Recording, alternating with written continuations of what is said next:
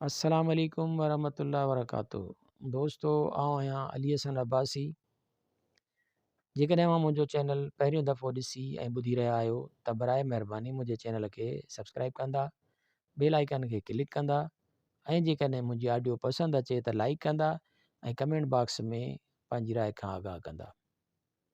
किताब जो नालो आहे ॻाढ़ी लोई, ॿारनि लाइ परॾेही कहाणियुनि जा तर्जुमा, सिंधीकार महमूद मुग़ल, छपाईंदड़ अमरता पब्लिकेशन हैदराबाद 2023।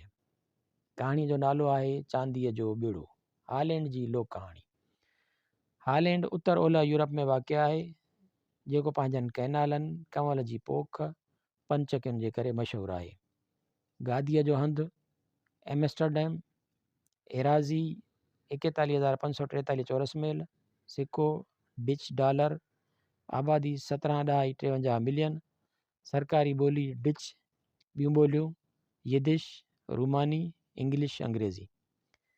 हीअ कहाणी हालैंड जी आहे, उहो मुल्क जंहिं मां डॿनि में बंदि थियल खीरु ईंदो आहे। हीउ मुल्क ॾाढो थधो आहे, ख़ासि तौर ते सियारे में जॾहिं हिते बर्फ़ पवंदी आहे त हर हंधि बर्फ़ जो थुल्हो तहु ॼमी वेंदो आहे। तॾहिं हितां जा माण्हू बर्फ़ ते कोन हलंदा आहिनि, पर काठ जा स्लीपर पाए बर्फ़ ते तिरकंदा आहिनि। हालैंड खे जानवरनि जो मुल्क बि चवंदा आहिनि, छाकाणि जो हिते हर हंधि जानवरूं हूंदियूं आहिनि जेके हवा जे ज़ोर ते हलंदियूं आहिनि। कार्ल बि हिकु जानवर वारे जो पुटु हो। हू पंहिंजी माउ, पीउ ऐं हिकु नंढड़ी भेण जूलीअ सां गॾु रहंदो हो। हिन खे बर्फ़ ते तिरकण जो शौक़ु हूंदो हो। पहिरें ॾींहुं जॾहिं कार्ल बर्फ़ ते तिरकणु चाहियो त हू दूर वञी पट में बर्फ़ ते किरियो। हिन जे पीउ हिन खे सहारो ॾेई उथारियो ऐं चयाईं त पुटु, शुरू में सभु को ईअं ई किरंदो आहे, पर पोइ जॾहिं आदत थी वेंदी आहे त कलाकनि जा कलाक बिना थक जे माण्हू डोड़ंदो रहंदो आहे। जल्द ई कार्ल खे तिरकणु अची वियो। हिन खे तिरकण में ख़ासि मज़ो ईंदो हो, छो जो पंधु हलण जे निस्बत तिरकणु आसानु आहे ऐं बर्फ़ में त माण्हू रुॻो तिरकी सघे थो। जेकॾहिं हू हलणु चाहे त ॾाढी तकलीफ़ ईंदसि। कार्ल हिकु फर्मा बरदार छोकिरो हो। हू कॾहिं कॾहिं पंहिंजे उस्ताद जे घर वञी हुन जे घरू कमनि कार्युनि में मदद कंदो हो। हुन खे पंहिंजे उस्ताद जी ख़िदमत कंदे ॾाढो लुत्फ़ु ईंदो हो। हिन खे पंहिंजे उस्ताद जे घर में रखियल चांदीअ जो ॿेड़ो ॾाढो वणंदो हो। हू देरि ताईं हुन खे ॾिसंदो रहंदो हो। हिन जे उस्ताद हिन खे ॿुधायो हो त हिन उहो ॿेड़ो स्केटिंग बर्फ़ ते तिरकण जे मुक़ाबले में पहिरें नंबर अचण ते हासिलु कयो हो। छा तव्हां उन वक़्तु मूं जेतिरी उमिरि जा हुआ? हू पंहिंजे उस्ताद खां पुछंदो हो। हा, मां एतिरो ई हुउसि। ऐं कार्ल ख़्वाबनि जी दुनिया में गुम थी वेंदो हो। हू सोचींदो हो त कॾहिं मां बि उहो इनाम हासिलु कंदुसि।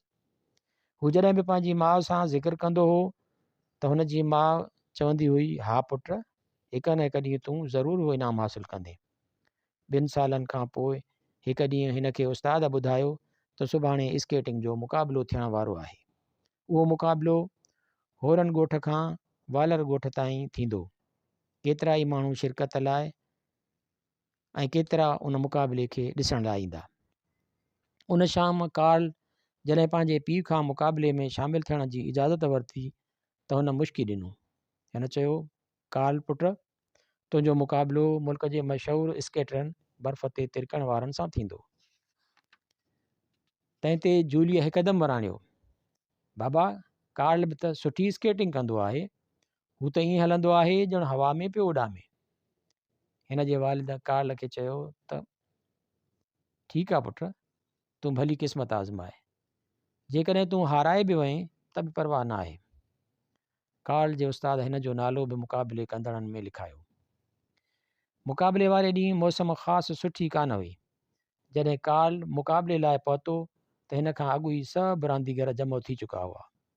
उहो मुक़ाबिलो होरन ॻोठ खां वालकर ॻोठ ताईं हो, जितां मोटी वरी होरन ॻोठ अचिणो हो। जॾहिं मुक़ाबिलो शुरू थियो त कार्ल सभिनी खां अॻियां हो। हिन खे उमेद हुई त हू सभिनी खां पहिरीं वालकर ॻोठ पहुचंदो ऐं थियो बि ईअं ई।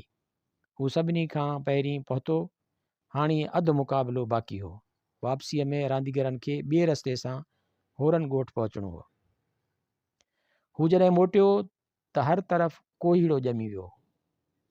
धुंध हर तरफ़ फैलिजी वई, हर शइ दुहाड़जी वई।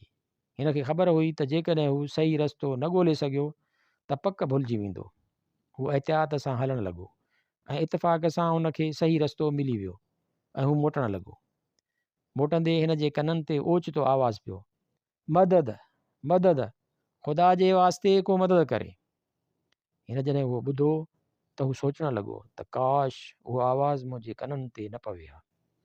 पर पोइ उन बेसूदी ख़्याल ते हिन जो ज़मीर हिन खे मलामत करणु लॻो। केरु आहे?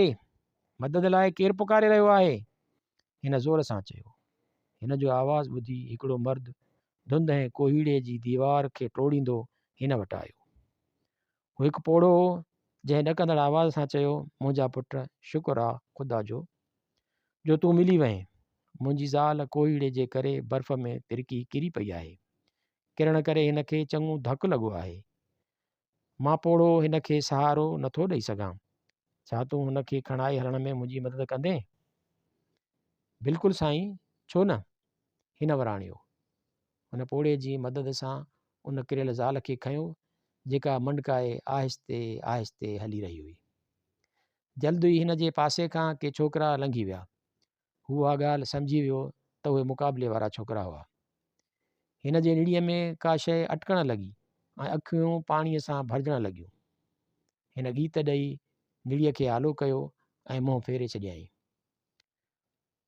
पोड़ी वेचारी बीमार हुई, उन करे हूअ 2 क़दम हली रही हुई ऐं 1 क़दम बीठी पए। आख़िर ख़ुदा ख़ुदा करे हू मस हिकु जानराए वटि पहुता। तव्हां बीहो, त मां कंहिंखे अंदरां वठी अचां। ईअं चई हू अंदरि वियो ऐं जानराए वारे खे वठी आयो, जंहिंजी मदद सां हिननि पोड़ीअ खे खणी अंदरि पहुचायो। जॾहिं कार्ल हलणु लॻो त पोड़े हिन जा थोरा मञिया ऐं दुआ कई, ख़ुदा तुंहिंजी उमिरि में बरकत ॾिए। जानराए वारे हिन खां पुछियो, शायदि तूं स्केटिंग जो मुक़ाबिलो ॾिसणु पियो वएं? कार्ल कुझु मलूल थी वियो। हिन ॾुखारो थींदे चयो, जी ईअं न आहे। मां दरअसल उन मुक़ाबले में शरीक हुउसि। जानराए वारो हैरान थी वियो, छा तूं बि मुक़ाबले में शरीक हुएं? हा, पर हाणे शायदि मुक़ाबिलो ख़तमु थी वियो हुजे। हिन वराणियो। जानराए वारे चयो, आफ़रीन आहे तो ते ऐं तुंहिंजी नेक दिल माइटनि ते, जन तोखे उहा तालीम ॾिनी। मूंखे उमेदु आहे त तुंहिंजा माइट तुंहिंजे उन कारनामे ते ज़रूरु ख़ुशि थींदा। काल जॾहिं होरन ॻोठ पहुतो त हिन जे उस्ताद हिन खे चयो, मूं ॿुधो आहे त वालकर ॻोठ तूं सभिनी खां पहिरीं पहुतो हुएं। मूंखे अफ़सोस आहे जो तूं रस्तो भुलिजी वञी कंहिं ॿिए हंध ते पहुते। कार्ल कुझु कोन पुछियो, हू चुप रहियो। उनखां पोइ कुझु ॿिया मुक़ाबिला थिया। उन्हनि में मल, वज़न खणणु, नेज़ो उछलाइणु वग़ैरह शामिल हुआ। आख़िर में कमिश्नर साहब इनाम विराइणु लॻो। उन महिल सभु रांदीगर हुन जे चौगिर्द अची विया। ठीकु उन महिल हिकिड़ो माण्हू मेड़ खे चीरींदो कमिश्नर साहब वटि पहुतो। कार्ल सुञातो, उहो साॻियो जानराए वारो हो। उन कमिश्नर साहब सां कुझु ॻाल्हायो। कमिश्नर जे इशारे सां हिकिड़ो माण्हू स्केटिंग कंदो वियो ऐं जल्द ई मोटी आयो। हुन जे हथ में सोनहरी दॿो हो, जेको हुन कमिश्नर साहब खे ॾिनो। जॾहिं इनाम विराइण जी तक़रीब ख़तमु थी वई त माण्हू वञणु लॻा।